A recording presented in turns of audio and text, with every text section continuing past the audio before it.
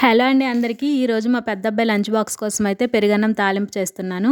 మనకి ఎక్కువగా టైం లేనప్పుడు, ఇంట్లో ఏవి కూరగాయలు అవి లేనప్పుడు ఇలా ట్రై చేయండి. సింపుల్‌గా లంచ్ బాక్స్ కంప్లీట్ అయిపోతుంది. మనకి టైం కూడా సేవ్ అవుతుంది.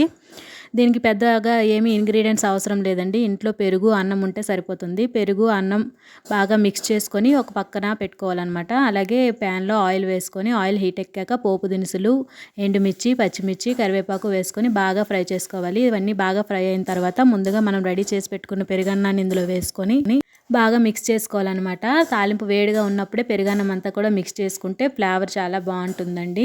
మా పెద్ద అబ్బాయి కోసం చేశాను కాబట్టి నేను ఇందులో పోమోగ్రానైట్ పిక్కలు కూడా యాడ్ చేశాను. టేస్ట్ బాగుంటుంది, హెల్త్కి కూడా చాలా మంచిది కదా, అందుకోసమే.